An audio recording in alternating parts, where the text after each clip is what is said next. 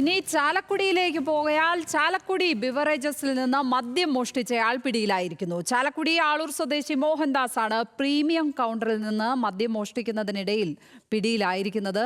ദിവസങ്ങളായി പ്രീമിയം കൗണ്ടറിൽ നിന്ന് മദ്യം മോഷ്ടിച്ചിരുന്നതായി ജീവനക്കാരൻ പറഞ്ഞു.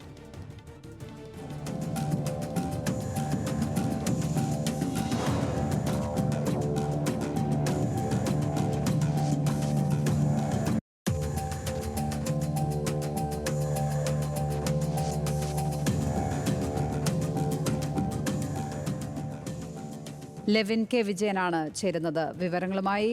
ലെവിൻ, ഇയാളൊരു പതിവായി വെച്ച് നടത്തുകയായിരുന്നോ? എങ്ങനെയാണിപ്പോൾ പിടിയിലായിരിക്കുന്നത്?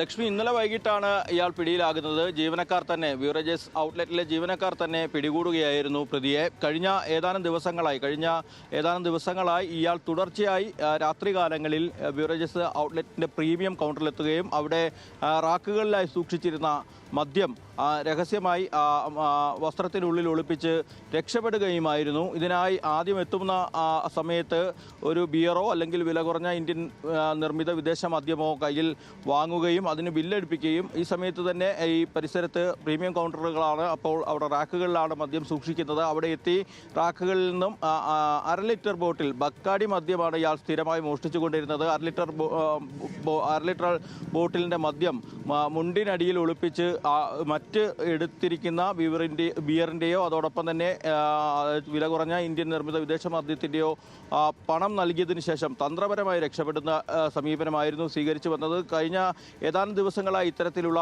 മോഷണം തുടർന്നു വന്നു. പക്ഷേ കഴിഞ്ഞ ദിവസം നടന്ന സ്റ്റോക്കെടുപ്പിൽ ഇത്തരത്തിൽ മദ്യത്തിൻ്റെതായിട്ടുള്ള കുറവ് കണ്ടെത്തുകയും അത് തമ്മിലുള്ള തുകയിലുള്ള വ്യത്യാസം കാണുകയും ഒക്കെ ചെയ്തതോടുകൂടി CCTV ദൃശ്യങ്ങൾ പരിശോധിക്കാൻ ജീവനക്കാർ തീരുമാനിക്കുകയായിരുന്നു. അങ്ങനെ രാത്രികാലങ്ങളിലെ CCTV ദൃശ്യങ്ങൾ പരിശോധിക്കുമ്പോൾ സ്ഥിരമായി ആളൂർ സ്വദേശിയായ മോഹൻദാസ് ഇങ്ങനെ എത്തി മദ്യം മോഷ്ടിച്ചു കൊണ്ടുപോകുന്നത് അറിഞ്ഞു. ഇന്നലെയും ഇയാൾ ഇത്തരത്തിൽ വന്നു മദ്യം മോഷ്ടിച്ചു. ആ സമയത്ത് കൈയോടുകൂടി തന്നെ ജീവനക്കാർ ചേർന്ന് പിടികൂടുകയായിരുന്നു. ഇയാളെ പോലീസിന് കൈമാറിയിട്ടുണ്ട്. തുടർ നടപടികൾ സ്വീകരിച്ചു വരുന്നതായി ഇന്ന് തന്നെ കോടതിയിൽ ഹാജരാക്കി റിമാൻഡ് ചെയ്യുമെന്നാണ് ചാലക്കുടി പോലീസ് അറിയിച്ചിട്ടുള്ളത്. ലക്ഷ്മി.